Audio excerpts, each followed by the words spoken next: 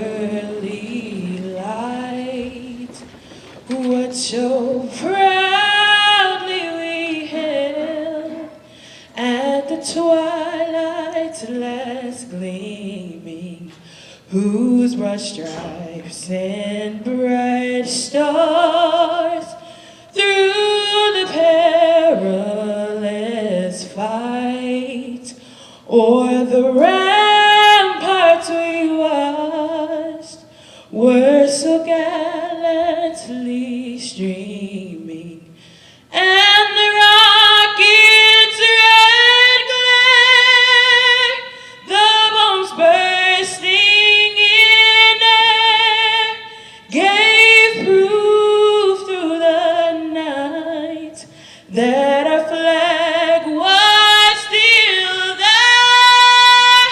Oh, say does that star-spangled banner yet wave o'er the land of the free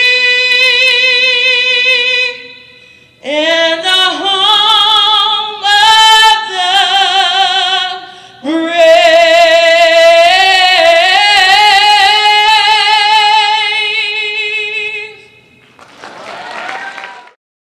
Please hear a selection from Henry Nouwen entitled God's Imagination.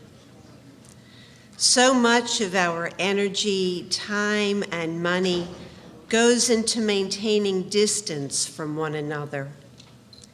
Many, if not most, of the resources of the world are used to defend ourselves against one another, to maintain or increase our power, and to safeguard our own privileged position. Imagine if all that effort being put into the service of peace and reconciliation. Would there be any poverty? Would there be crimes and wars? Just imagine that there was no longer fear among people, no longer rivalry, hostility, bitterness, or revenge. Just imagine all the people on this planet holding hands and forming one large circle of love. We say, I can't imagine. But God says, that's what I imagine. A whole world not only created, but also living in my image. In Montgomery, Alabama, in 1957, Martin Luther King Jr. said to an audience, life's most persistent and urgent question is, what are you doing for others? Let us pray.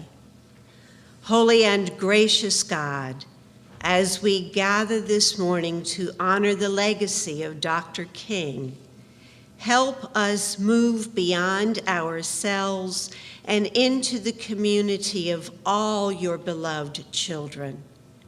May we focus on what unites us and keep our hearts and eyes and efforts on the center of it all, which is our shared humanity and the sacred call and privilege to love each other.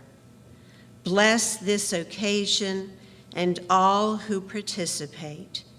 In Jesus' name we pray. Amen. Good morning. Thank you all for being here today. I went to bed a little early last night, and about 11:30 I rolled over, and my wife looked like an Eskimo, and my wife's here this morning, and she was wrapped up to go out and look at the eclipse. And she asked me if I wanted to join her. Of course, I don't know how cold it was then, but it wasn't 17 degrees at that time. But she went out and saw it, had a great experience, but I went ahead and rolled over and went back to sleep so I could be with you this morning. It was chilly this morning, at 17 degrees when I got up. I felt a little better when I got in my car. It was 20 degrees, so maybe it'll warm up a little bit today. It's my pleasure this morning to welcome each of you to our 31st annual Unity Breakfast. It's been about 32 years since Martin Luther King Day was first observed. It was signed into law in 1983, but not observed until 1986, and it took until 2000 until all 50 states observed the holiday. Our Unity Breakfast here in Rocky Mount is a way to come together as a community, and it's appropriate to unite and stand as one community to celebrate the birthday of Martin Luther King Jr. We're here today not only to celebrate the life of this remarkable man, but also to take a moment to reflect on its teachings and how they still hold meaning in our daily lives and in today's ever-changing world. I'd like to extend a warm welcome to our keynote speaker, Rick Glazer, who many of you know as the Executive Director of the North Carolina Justice Center. Thank you, Rick. I'd also like to thank North Carolina Wesleyan President Dewey Clark for hosting this annual event, as well as all of our sponsors that helped with today's Unity Breakfast. And again, if you've got one of the bulletins, the inserts there, please thank the sponsors that have helped today. And we appreciate the opportunity for you to join us in this occasion. I'd also like a special thank you for the Martin Luther King Committee, the MLK Committee who worked on this, and many of them have worked for many years on this. If you're a member of that committee, could I ask you to stand at this time?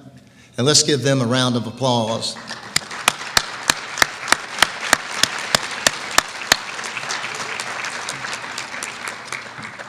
And as always, I'd like to especially welcome our young people that are here today and are part of our celebration. Thank you for being here with us today. My hope is that as we leave here today and hearing from Mr. Glazer with the work that he has done, we'll all remember that Dr. King's vision was about equality. And when we leave here this morning, may Dr. King's words of unity and hope inspire us all to continue our efforts for justice and equality each and every day of our lives. I thank you for being here on a cold morning, and God bless us all. Thank you. Well, good morning. Like Mayor Combs, it's my pleasure to welcome you here to this special event today. I first want to thank also those individuals in our community, the commission, and the city leaders who have put tireless effort into organizing this event, and to thank you for taking time out of your busy schedules to be here this morning. I'm especially honored to welcome you each to the beautiful campus of North Carolina Wesleyan College and to this, the Dunn Center for the Performing Arts. As Mayor Combs stated, Dr. Clark, who unfortunately could not be with us this morning, he wanted me to convey to you just how proud we are to sponsor this event again this year.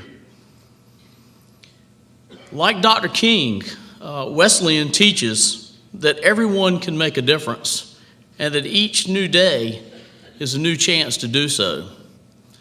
Through our classroom lectures, through hands-on experiences, extracurricular activities, we try to build self-confidence and awareness in our students through that message.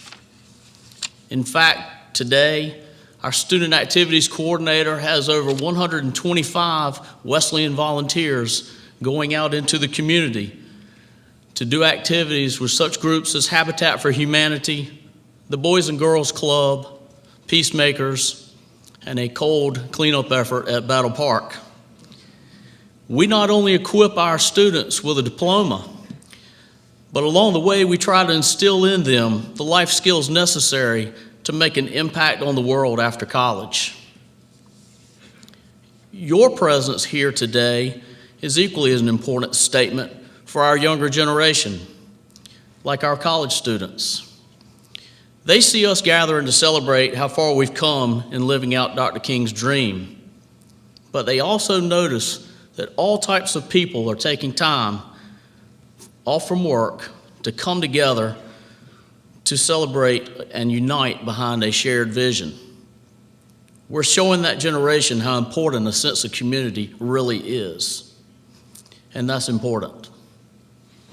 And before I leave, I want to make one note for housekeeping purposes. This isn't about the restrooms, but outside this door here to my right, to your left, is a voter registration table. If you need to register to vote, They're outside and can help you today. It's very important. So again, welcome to Wesleyan's campus. Take time to meander around, and I thank you for being here today. Good morning.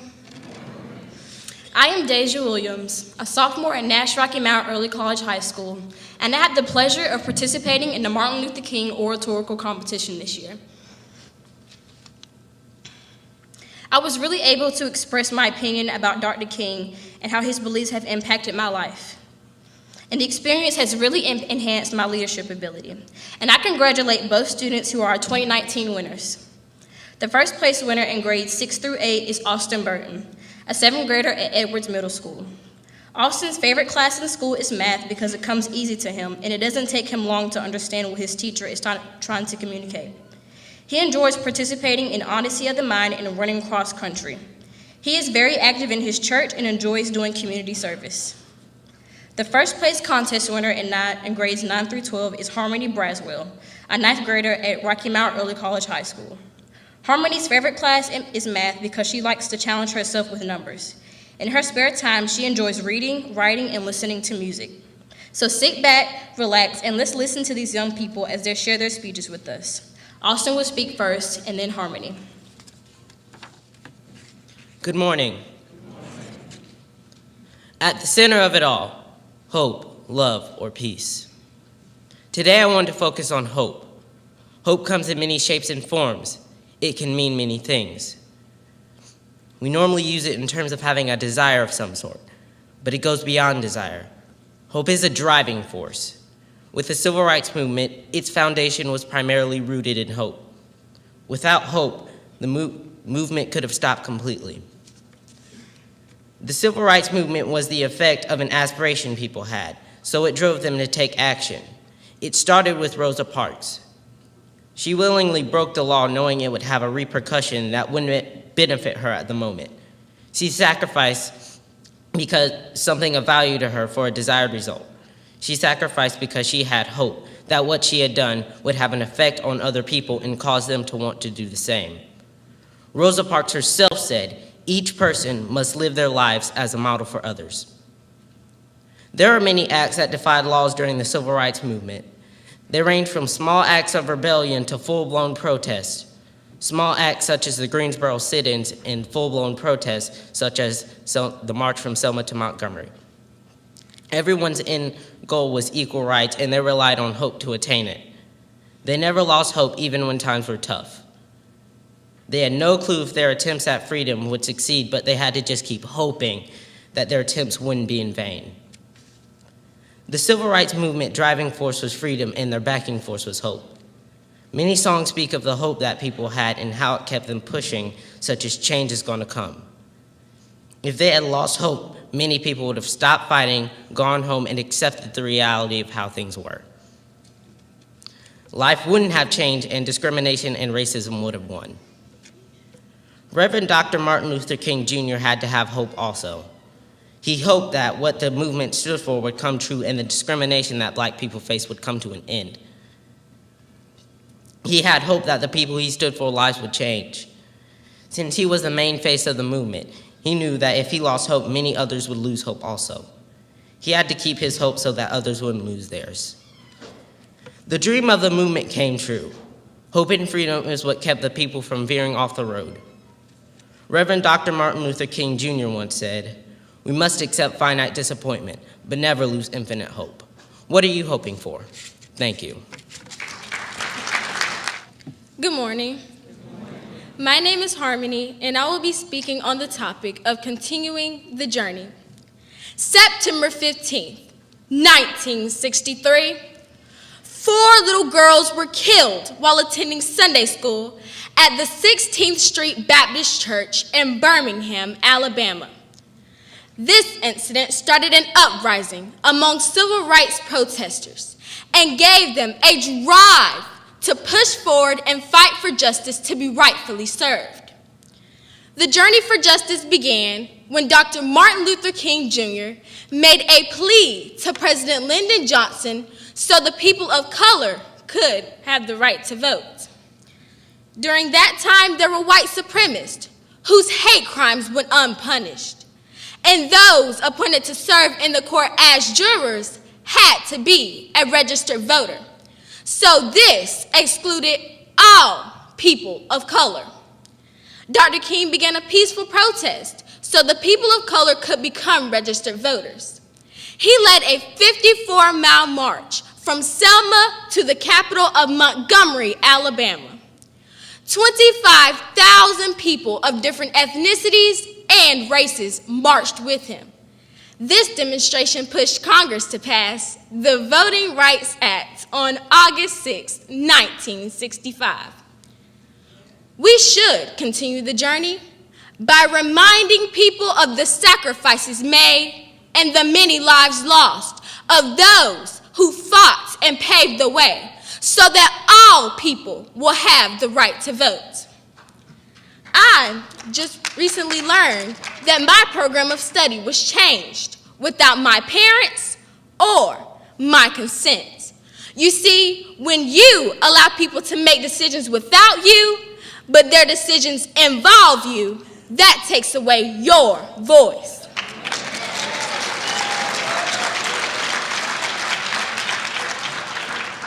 My parents taught me the importance of having a voice in this world. A voice that will be heard. A voice that will transform my future outcomes. A voice that will speak up for what's right when I know that I've been treated wrong. A voice that will change lives. A voice that will make a difference in places far away. And a voice that shows the world that Dr. Martin Luther King Jr.'s journey was not in vain.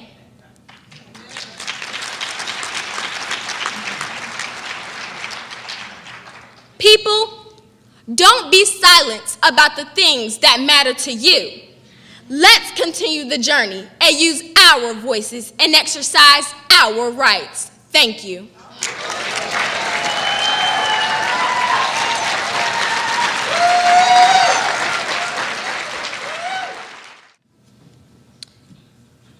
Happy MLK Day to everyone. We shall overcome. Who is Rick Glazier, our speaker for today? He is a justice fighter, a former legislator for 14 years, a practicing lawyer and law professor, a former public defender, and a chair of the county school board. He is Jewish. He is a friend, colleague, and mentor to many, including myself. He was recognized as Legislator of the Year by at least 15 different organizations. He is a husband, father, and grandfather. He was the gold standard for good lawmaking. Everybody on both sides of the aisle wanted him on their bills as a sponsor or supporter if they could get him. He was a great debater in the legislature and is a legal specialist in many areas, including ethics and non-discrimination law. Glazier filed and passed so many bills as a legislator that when the new party majority came in, they imposed a cap on the House side on how many bills a lawmaker could sponsor. It was called the Glazier limit by his colleagues. The North Carolina Justice Center that he now directs is one of the nation's premier legal organizations for economic and social justice. Rooted in the North Carolina legal services movement, the center has a mission to eliminate poverty in North Carolina and is indispensable to lawmakers, government officials at all levels, and our communities. The center has been here in our community for many forums and outreach efforts on health care, mental health care, education, the state budget, and tax issues. The Justice Center operates 8 projects: North Carolina Policy Watch, a news and commentary outlet, the North Carolina Budget and Tax Center, the Consumer and Housing Project, the Education and Law Project, Health Advocacy Project, the Immigrant and Refugee Rights Project, the Workers' Rights Project, and the North Carolina Second Chance Alliance of people with criminal records, their families, service providers, congregations, community leaders, and concerned citizens addressing the causes of criminal records and the barriers they create to successful reentry. Dr. Martin Luther King Jr. said, "It is still one of the tragedies of human history that the children of darkness, meaning those against justice and fairness, are frequently more determined and zealous than the children of light, meaning those fighting for justice and equity." Rick Glazier has the determination and leads an organization that is also zealously dedicated to making sure that the weight of all of us is put against the long arc of the moral universe, as described by Dr. King, so that it will keep bending towards justice. Let's give him a Rocky Mount and Twin County welcome.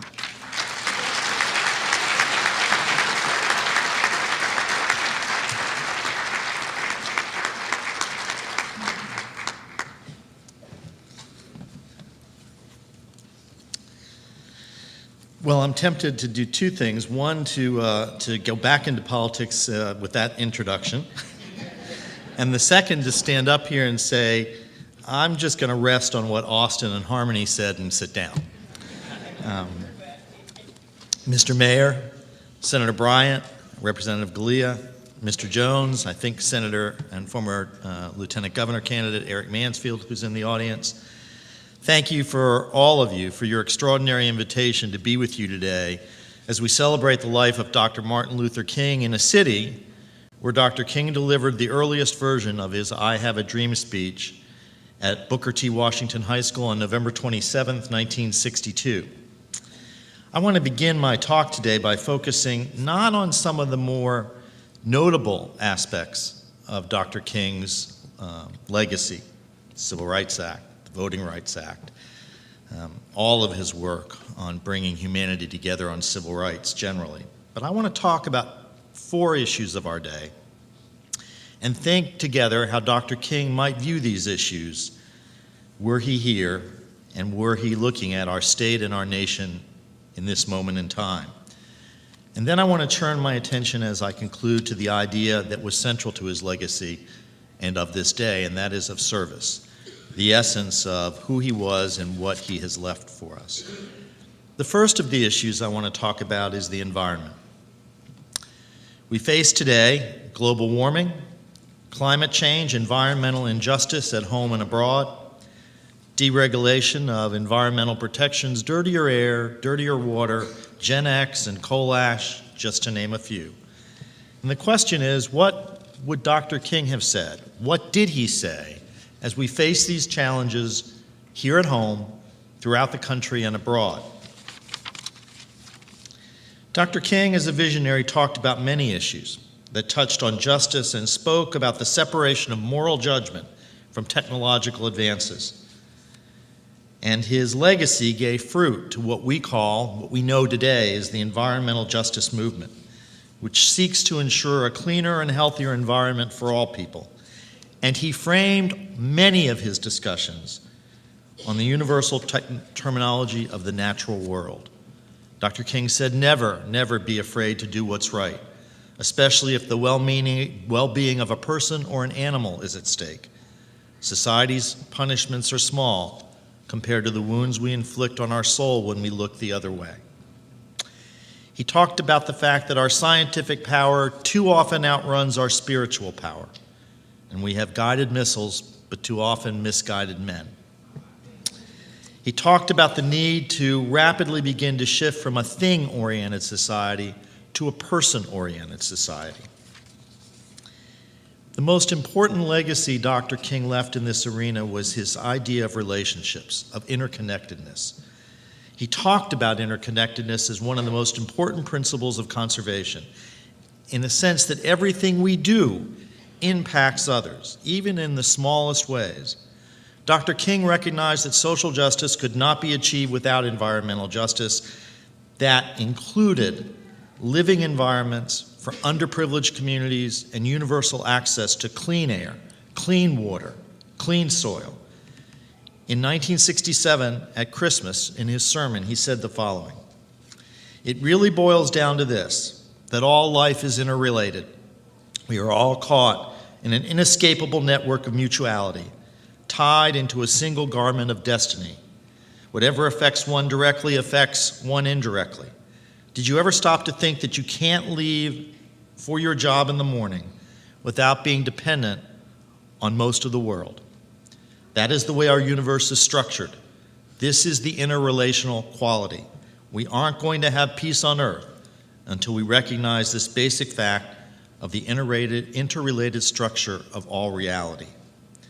Dr. King's actions not only led to the Civil Rights Acts that we know and the Voting Rights Act, but in fact also to the Clean Air Act in 1963 and the Clean Water Act in 1972 and the Endangered Species Act of 1973, because he recognized, as great movements do, that civil rights and environmental justice were inexorably linked. The second issue: what would Dr. King say about where we are in healthcare in America today? Van Newkirk wrote about a year and a half ago. He talked about a cold March night when Dr. King turned his pulpit towards the issue of healthcare. And he spoke to a packed, mixed-race crowd of physicians and healthcare workers in Chicago. And he gave one of the most influential speeches of his late career, blasting the American Medical Association and others for a conspiracy of inaction in the maintenance of medical apartheid that existed even back then in 1966. And he said one of his most famous lines, quote, "Of all the inequalities that exist, the injustice in healthcare is the most shocking and inhuman," end quote. And in that moment, says Newkirk, it reflected the work that Dr. King and that organization, the Medical Committee for Human Rights, were doing to advance one of the most forgotten pillars of the civil rights movement, the idea of healthcare as a right. 53 years later, today, those demons have not been completely defeated. Dr. King's quotation has become a rallying cry for all of us who seek to defend the Affordable Care Act passed by President Barack Obama. It is that legislation that has brought us as close as we have ever been in this country to establishing a universal guarantee of health care. But let's face it, the Trump administration is determined to inflict death by 1,000 wounds on that system. Yet what we understand is what Dr. King understood in 1966.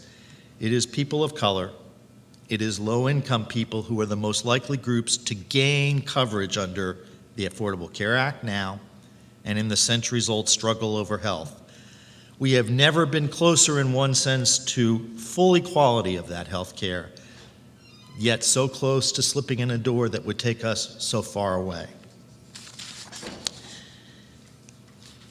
It bears, I guess, repeating and reminding that the NAACP and the National Medical Association, that is the black professional organization that was formed when the AMA was segregated, led by Montague Cobb, fought for the passage of Medicare and Medicaid.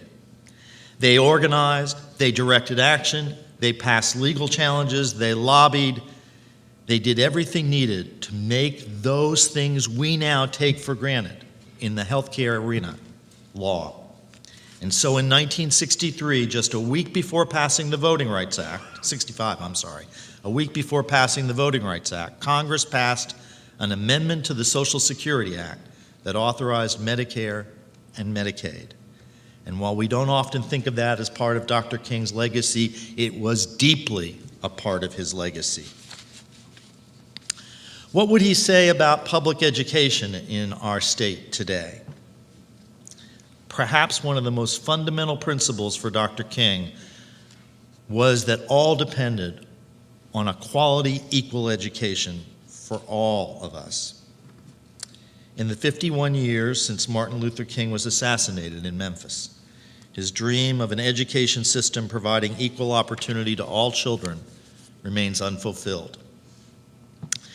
He said in a speech in 1964, "The walling off of black citizens from equal education is part of the historical design to submerge him into a second-class status." We have come a long way since then, but then we think where we are on non-transparent, discriminatory, non-accountable vouchers in our state. We think about where we are in terms of having, in the last 8 years in North Carolina, fallen to 49th in the country in teacher salary competitiveness. 51st just 2 years ago in teacher principal pay. I mean, let's face it, usually we could say, thank God for Mississippi, but we couldn't even say that when it came to teacher pay. We've cut 4,000 teacher positions, 2/3 of our teacher assistants, eliminated all professional development money, eliminated all money for mentoring, eliminated teaching fellows programs, eliminated teacher career status protections, and instead replaced it with A to F grading of schools. We see threats to the Department of Public Instruction, threats to the Federal Department of Education, major cuts to innovation, research, and grants at university levels, and even the elimination in Washington at the Department of Education of the fight for affirmative action and university admissions policies. What would Dr. King say? I think instead of moving towards his dream, he would say these current policies, if not changed at both levels, move us further away. He reminded us back in the 60s that the richest nation on earth has never allocated enough resources to build sufficient schools, to compensate adequately its teachers, and to surround them with the prestige the work justifies.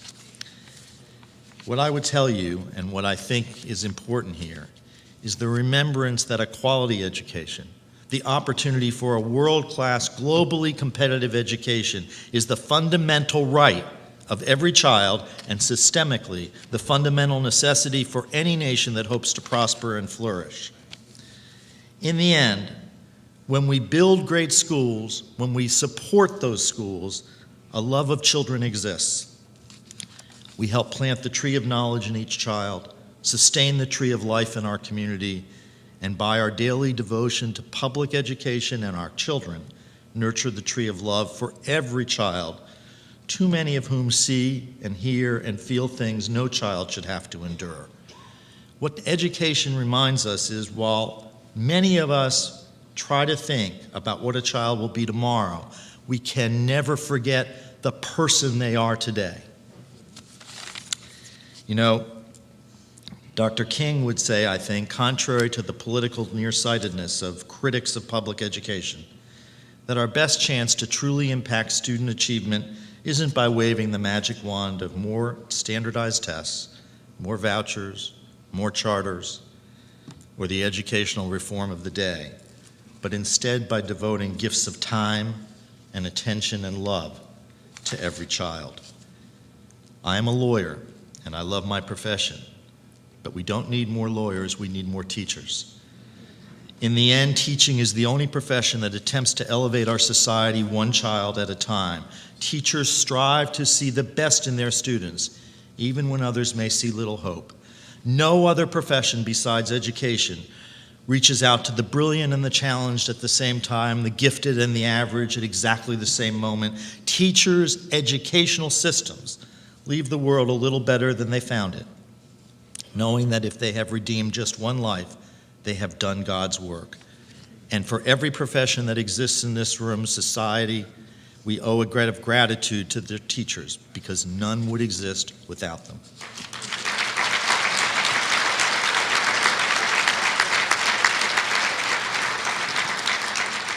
Before I leave to the fourth of the issues, I have to be reminded of a story that I heard years ago that I think Dr. King would have appreciated. It's called the Blueberry Story. Some of you may know it, some of you may not, but it's true. There was a contest in our country in the early 1990s for the best ice cream in the country. And the ice cream that won was a blueberry ice cream out of Boston. Not Ben & Jerry's, but sort of the same idea. And the businessman who headed that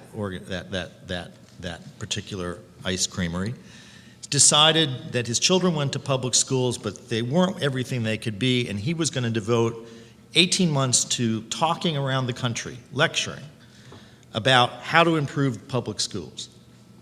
And his thought was, the business principles I applied to my ice cream should be applied to the schools, and we will have the same effect. And he went around the country and did that, and in one of his last speeches, it was in Cleveland, Ohio, And he spoke in an audience in a room at a university similar to this.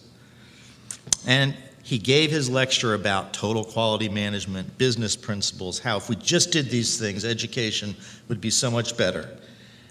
And in the question and answer, a woman stood up and she said, "Sir, can I ask you a few questions?" He said, "Of course." She said, "Well, we are told that you manage a company that makes great ice cream." And he smugly replied, "Best ice cream in America." "How nice," she said. "Is it rich and smooth?" 16% butterfat, he crowed. "Premium ingredients, I suppose," she inquired. "Super premium, nothing but AAA," he said. And then he never saw the next line coming. So she leaned forward and said, "And when you're standing at the receiving dock and you see an inferior shipment of blueberries, what do you do?" And he could hear in the silence of the room the trap beginning to shut close. And he stated, "Well, I send them back." And she said, "That's right. And there, sir, is the difference between your company and the ice cream you make in the public schools, because we never send our blueberries back. We take them big and small, rich and poor, gifted and exceptional, abused and frightened. We take them with ADHD, junior rheumatoid arthritis, and English as a second language. We take them all, every one of them, and that, sir, is why we are not a business, we are a school, and we teach children."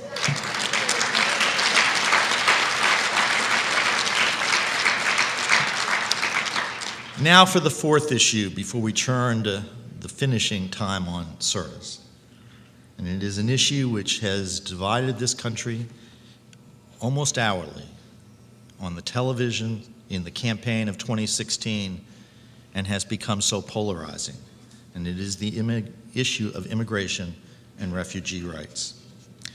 Immigrants come to this nation because they believe in the American dream. They were brought here as children often without documents and call themselves dreamers for the chance to become American citizens.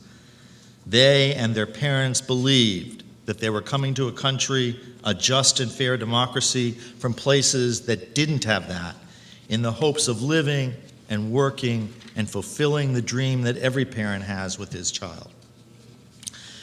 John Lewis, Representative Lewis, on the 50th anniversary of Martin Luther King's death, discussed on MSNBC what Martin Luther King would say about immigrants. And he said he would be speaking up. He would say that America is not right, and that we need to do the right thing to look out for all the people in our country. And he would say that we are one people, we are one family, we all live in the same house, not just the American house, but the world house. And he would say we must live together as brothers and sisters, because if not, we will perish as fools. Martin Luther King would say, I think, and we can say with a good deal of confidence, that the factors that shaped and informed his thinking on every issue would be the same ones that would form his view on immigration. And those factors would include the witness of the Bible, in the case of biblical pronouncements about the treatment of immigrants by citizens of a country not their own, Dr. King's belief that every human being is imagino Dei, made in the image of God. These factors would have undergirded his foundational ethical teaching as it relates to immigration. And one of the most important themes in the Old Testament is hospitality and care for the sojourner, the alien, the stranger, the foreigner. The Bible gives specific directives on how they should be treated. Among them are the following. Society has a sacred responsibility for the welfare of immigrants. Deuteronomy says, God loves the foreigners who live with our people and gives them food and clothing, so then show love for those foreigners because you were once a foreigner in Egypt. And immigrants are to be treated with justice and fairness. Deuteronomy, cursed be anyone who deprives the alien, the orphan, and the widow of justice. And he would say regulatory protections are to be provided for immigrants. Deuteronomy again, you shall not withhold the wages of the poor and needy laborers, whether they are citizens or aliens who reside in your land. And he would say, immigrants are to be accepted as social equals. Deuteronomy, you shall also love the stranger, for you were strangers in the land of Egypt. And we know from his letter from a Birmingham jail where he wrote, injustice anywhere is a threat to justice everywhere. We are caught in an inescapable network of mutuality tied in a single garment of destiny, and whatever affects one directly affects all indirectly. And never again can we afford to live with a narrow, provincial, outsider, agitator idea. Anyone, he wrote, who lives inside the United States can never be considered an outsider anywhere within its bounds. I am reminded as I finish on this topic of the Old Testament story of Abraham. Abraham lived for many years in Beersheba, where he had a wonderful tent. It was set up in the middle of a garden and had doors facing north, east, south, and west. And from whatever direction a traveler came in, it was always easy to find a way of entering. And Abraham became famous because of his hospitality. He gave food and drink and shelter and clothing and even money to his visitors. As it was needed, so he gave. And when a guest tried to thank Abraham, he would say, don't thank me, give thanks to God who provides food and drink to all living things. And usually the guest would indeed do that. However, one night, a stranger came to his tent, and after the meal, the stranger took out a wooden idol and said, now I will thank my God for your generous home. And Abraham tried to get the man to worship the one true God in his mind, but the man refused to abandon his idol. And in anger, Abraham drove him from the tent. And God then spoke to Abraham and said something like this, Abraham, I have been able to put up with that man for 70 years. For all that time, I saw to it that he had food and shelter, and you couldn't put up with him for one night? What gives? Well, we seem to be in our nation no longer a nation known as a welcoming place, a nation of bridges to and from other lands. Now, in the current environment, we seek to replace bridges and open arms with walls and closed fists. And instead of finding ways to create safe places for all of the people who need to come here, who want to come here, to fight violence and persecution and torture they find at home, instead, we put up barriers. The Statue of Liberty beckoned people to our country, but walls, fences, or beaded curtains are going to replace them on our southern border. What would Dr. King say about that? I suspect he would say it is the height of inhumanity to man. So what do we do in a nation that seems to be at a true fork in the road, when partisanship and polarization, bigotry and racism, hate and anger seem to be so much the current currency? Well, I think we turn to emulate the person whose legacy we are here to talk about and honor today, and that is of service and commitment. We serve, we teach, and we love more. Service is a way of thinking. It is an attitude that involves more than just responding to verbalized needs. It involves perceiving unvoiced requests and capitalizing on all of our available opportunities, individually and together as communities. It is an affirmative, assertive commandment of God, not simply a voluntary, fortuitous opportunity of response. Service to others is an action. It is what we do, not just what we say. And giving, whether we are talking of our time or money, is an obligation and a standard of excellence that should be a central fabric in our life, not merely mechanical. You know, the idea of service is an idea that transcends religious barriers and political ideologies. It is an obligation to help those in need by giving them money or material goods, or more often, advice and a helping hand. It is not dependent on our desire to give. It is an ethical, and Dr. King would say moral commitment we must fulfill. The giving of ourselves, and whether it is through time or money, lets that time or money become a means of creating holiness. God is the creator of both rich and poor, and I believe Dr. King believed, that God wanted all of his children to help each other and through the act of giving make the world, for at least that brief moment in time, a more loving community. In my religion, there was a very learned rabbi named Rabbi Eliezer. and he would give a coin to a beggar and begin to pray. And when asked to explain his actions, he quoted from Psalms, "Through giving shall I see God's face." The act of giving helps and involves technique. There are quality issues as well as quantity issues. The effect of good service to others relates to both to the lasting effect of our giving and the sensitivity about the manner in which we help others. We should serve with the kind of care and sensitivity which comes from truly enjoying what we are doing. Many centuries ago lived a scholar named Maimonides, and he said, "Service to community and those in need comes in many forms, but the best way is to help a person help him or herself to do better." Everyone falls and fails at something in their life, and it is our job as human beings, in loving our neighbor, to help with a helping hand, to get them to start climbing back up the ladder of success, and only we, individually and together, have that opportunity. To highlight Maimonides' ladder of giving, in the ancient temple in Jerusalem, there was a secret chamber where those who wished to give in secret could go and leave their gifts, and where those who wished to take in secret could go and take what was needed. And no one knew who gave, and no one knew who took, but the community and that person were better off. So why do we serve? As I conclude, I'll talk about three final reasons. 1, a commandment. 2, a responsibility towards community, and I mean that in a broad sense. And 3rd, because giving helps us be better people. First, the commandment. Psalm says, "The earth and everything that grows there is the Lord's. The world and all who dwell there are the Lord's too." Thus, it seems to me our job is to take great care of what has been given to us.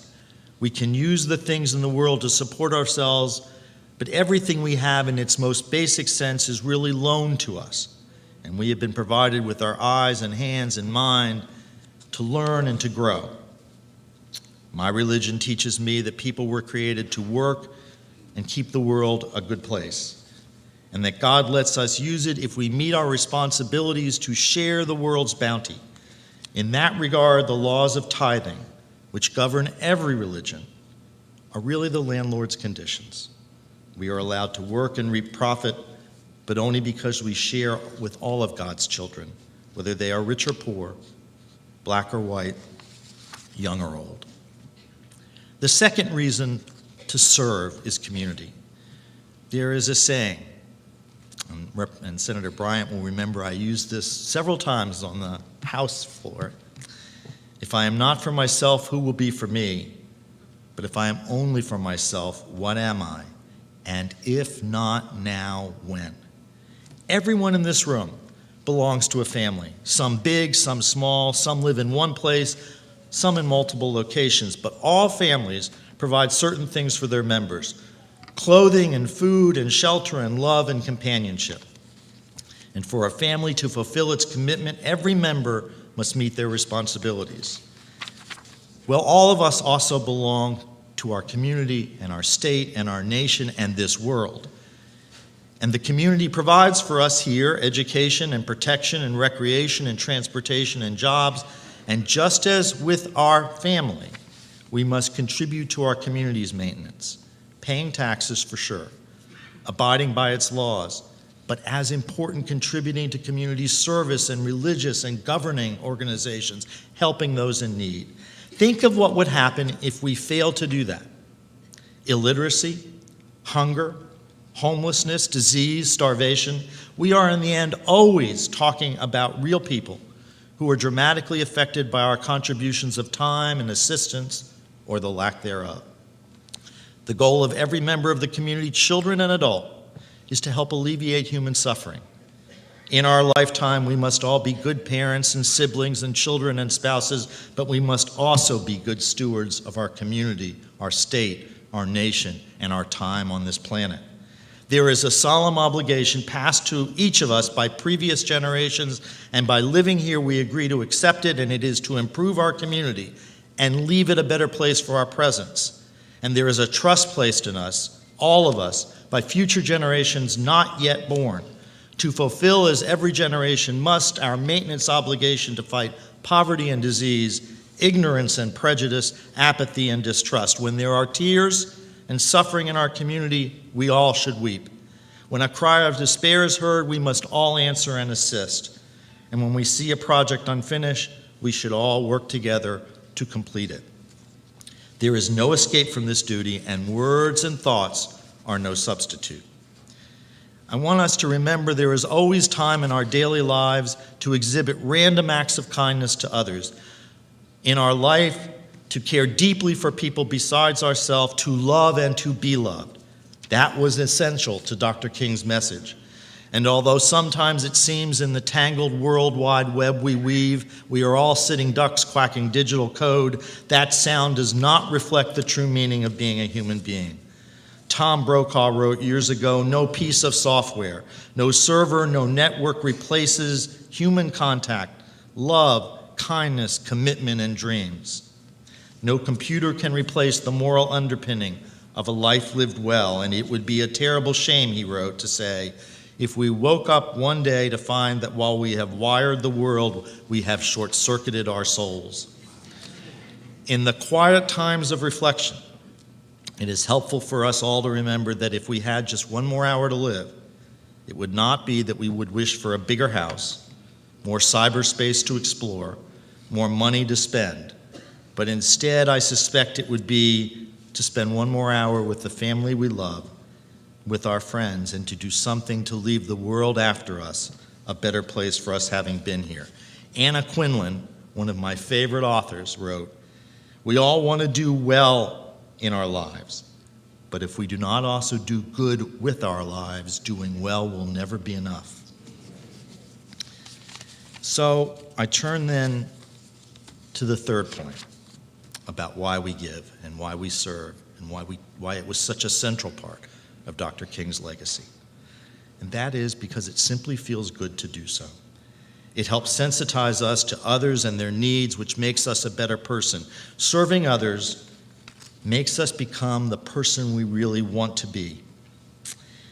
Ralph Waldo Emerson wrote, "What lies behind us and what lies before us are tiny matters compared to what lies within us."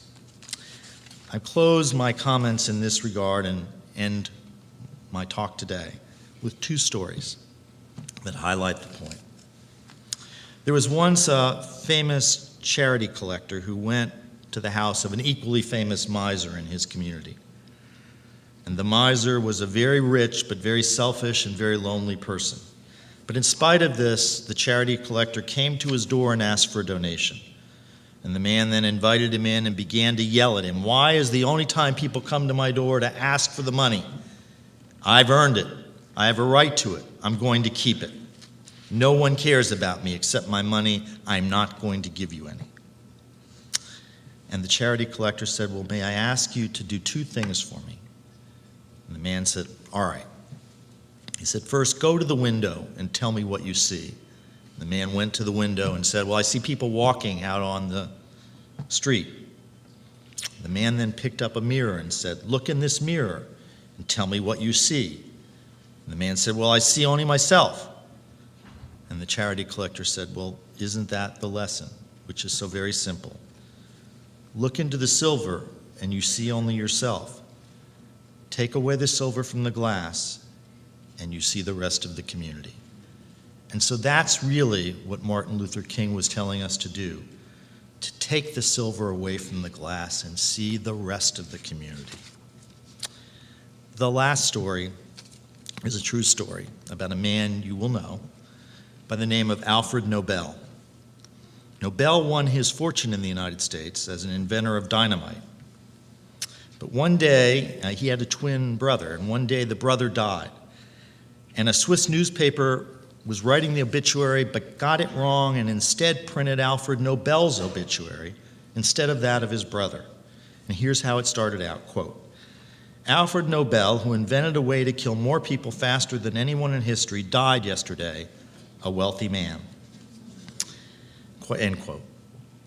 Nobel then had the opportunity none of us will have to read his own obituary and to say, "That is not how I want to be remembered." And so, from that day forward, he took his entire fortune and devoted it to the Nobel Prizes. And so today, everyone associates Alfred Nobel with peace, humanity, and justice, and hardly anyone remembers he was the inventor of dynamite. Like Nobel, Martin Luther King would tell us to take our humanity, our dreams, our talent, our ethic, our character, and leave everyone a better world.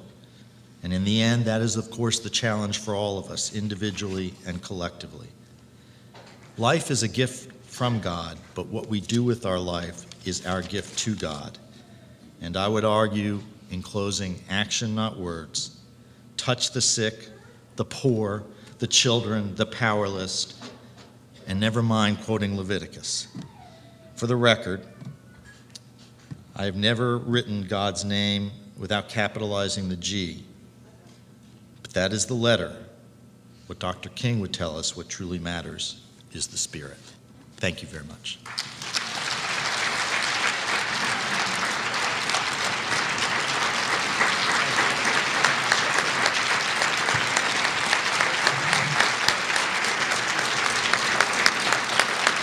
Rick, come on back up here. That was great. A lot of good information for us this morning to remember each and every day of our lives. So thank you for being with us today. On behalf of the City of Rocky Mount, we want to recognize you as our keynote speaker and as an envoy of fellowship and goodwill, the title of an honorary citizen in the City of Rocky Mount on this 31st day of annual MLK Unity Breakfast. And again, thank you so much for being with us and sharing your information. Thank you so much. Thank you so much. Appreciate it. Thank you.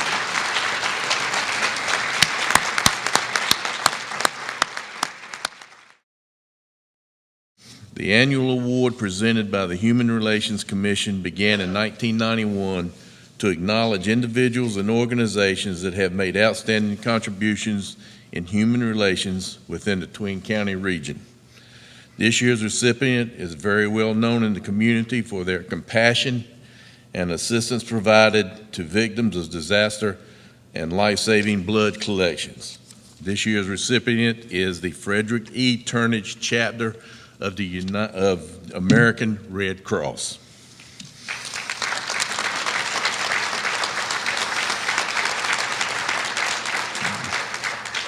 The American Red Cross Frederick E. Turnage Chapter prevents and alleviates human suffering in the face of emergencies by mobilizing the power of volunteers and the generosity of donors. The Red Cross provides compassionate care in 5 critical areas: disaster preparedness, response and recovery, support for members of the military, veterans and their families, life-saving blood collections, training, and international relief. Over 130 Red Cross volunteers, donors, and community partners like the United Way of Tar River Region help make their mission possible. In 2018, the Red Cross responded to 79 house fires and disaster events in the Nash and Edgecombe counties, serving 320 people. During Hurricane Florence, the Red Cross and their partners along the East Coast opened 172 shelters, had over 101,000 shelter stays, and provided over 1.3 million meals and snacks with partners. In Nash and Edgecombe counties, there were a total of 8 shelters, and 600 people were sheltered during the storm.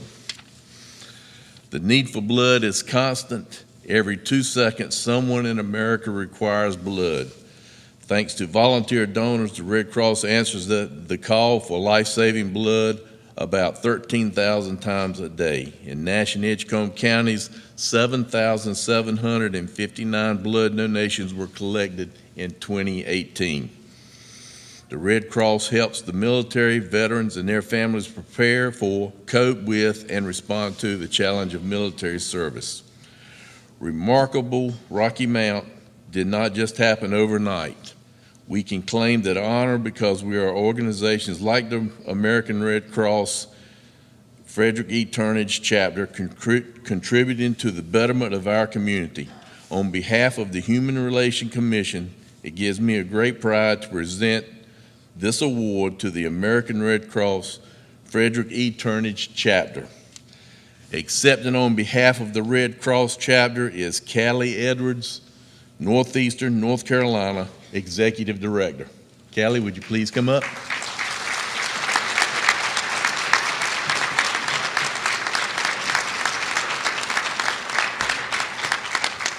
Would you say a few words?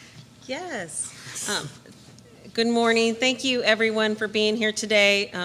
The Red Cross, we are proud to be a humanitarian organization that we also believe recognizes many of the principles brought by Martin Luther King Jr., and we are so pleased to be your partner and here with you because our work cannot happen without people like you, our volunteers, and the donors that help make this essential service delivery necessary here in the Twin Counties. Thank you so much. A while back, the Rocky Mount City Council passed a resolution. Many of you know that we didn't have an MLK street here in Rocky Mount, so the City Council did pass a resolution at one of our council meetings, but we wanted to make it more official here in Rocky Mount, and we have a special guest with us this morning. I say special, everybody in the room probably knows him. He's our representative on the North Carolina Department of Transportation Board. He's been the past chairman of the Rocky Mount Chamber, the past president of the North Carolina JCs. He's been involved in local and state government probably most of his adult life. He does a great job of directing some money down to Nash and Edgecombe counties. We've got projects probably totaling over $300 million in our area now. Good reason for that is his work with the DOT. So at this time, I want to call up my friend Gus Tullis, and he's going to make a special presentation and read the resolution that we passed. Thank you, Gus.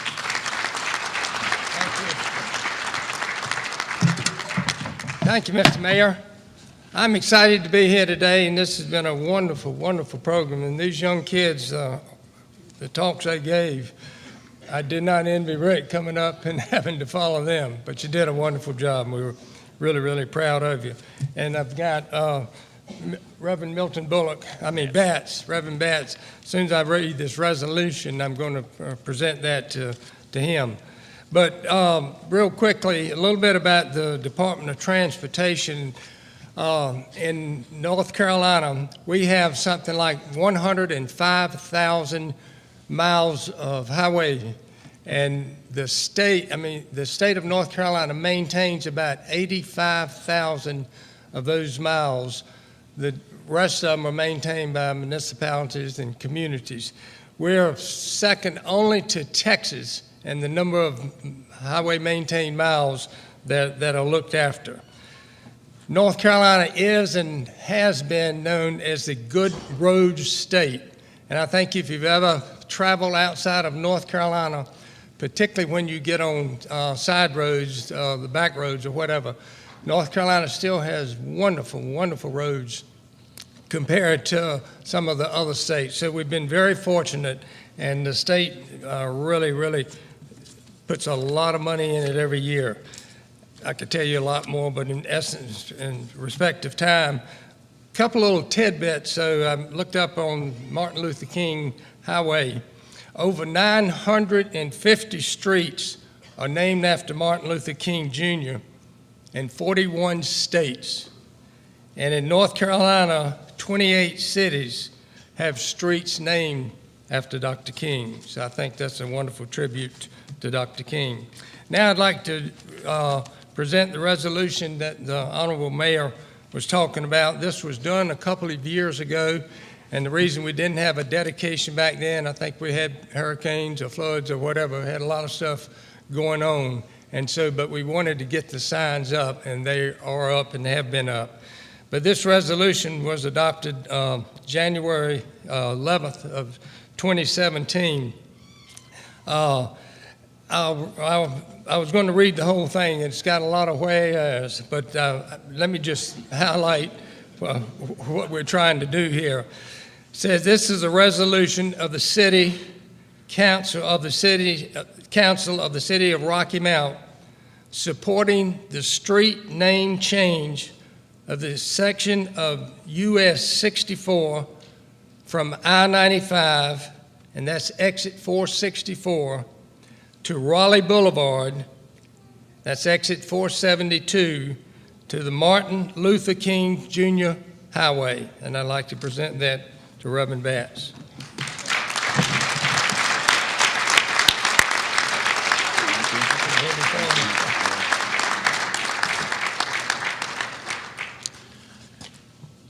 I would like to ask the commission, the MLK Commission, to please stand. We worked hard to make this successful, and we want to thank the Department of Transportation and the City of Rocky Mount and for the Martin Luther King Jr. Commission for their effort. We appreciate it.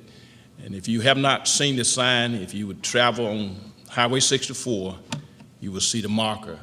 And we are thankful to have such a marker and a street dedicated to the memory and legacy of Dr. Martin Luther King Jr. Thank you.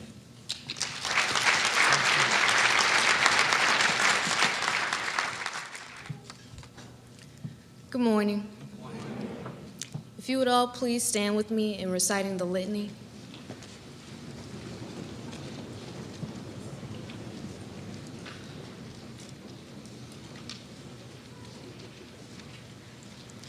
Today we celebrate the life and work of a man who was committed to justice and freedom for all people.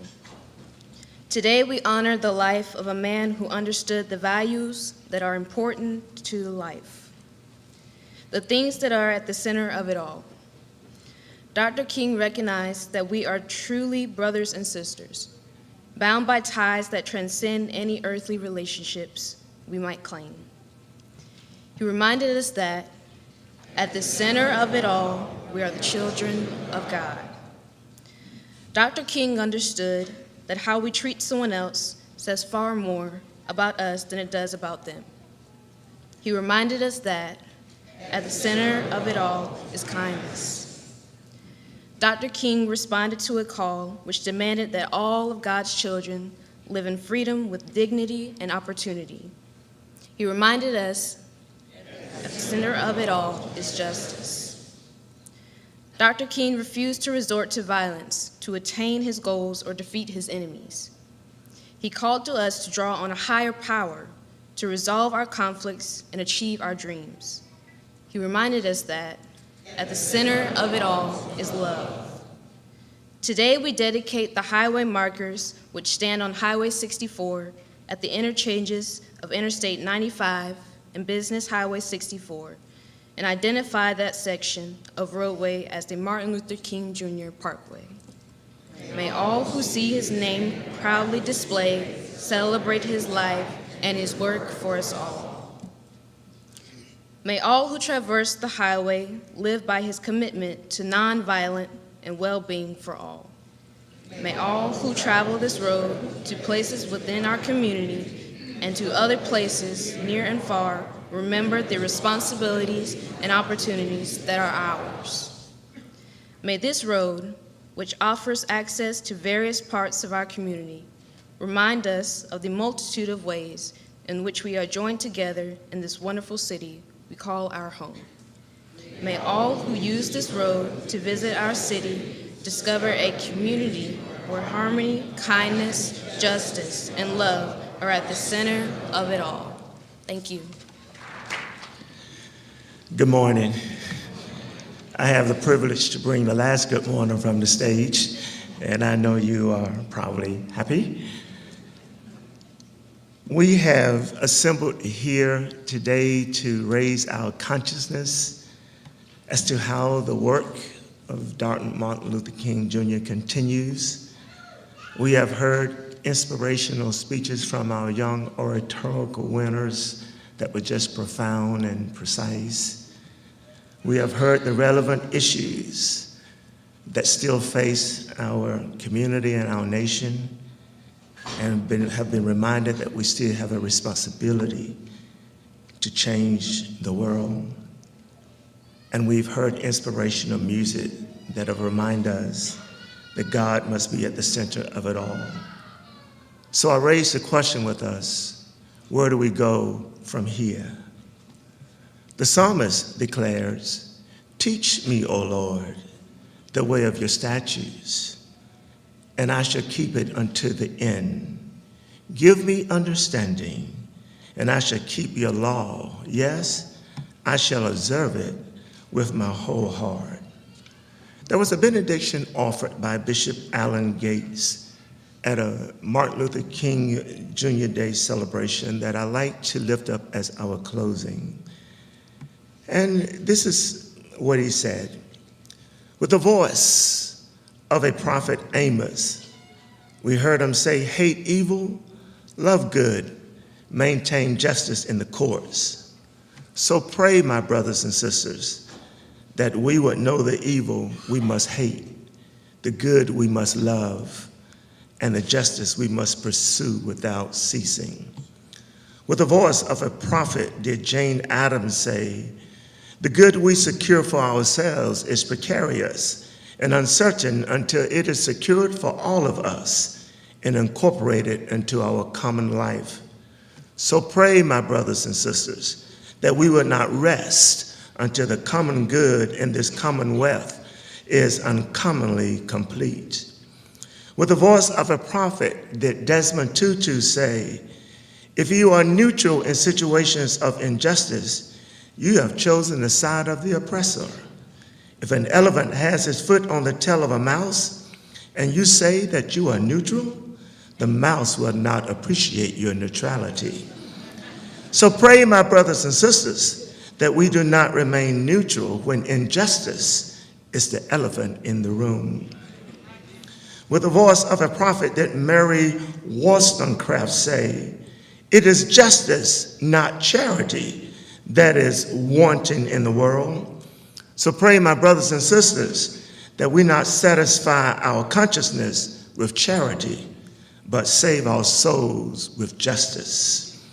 With the voice of a prophet did Dr. Martin Luther King Jr. say, with faith we will be able to go on to carve a tower of hope on the mountain of despair, and we'll bring into being that great dream and create right here in America a nation where all will live together and respect the dignity and worth of their human personality.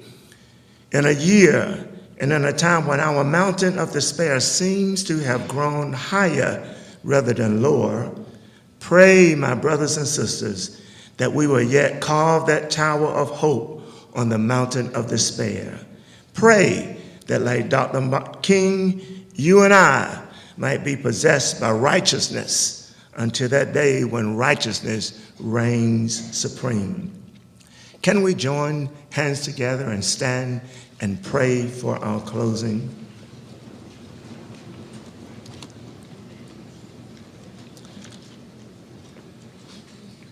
And now, Lord,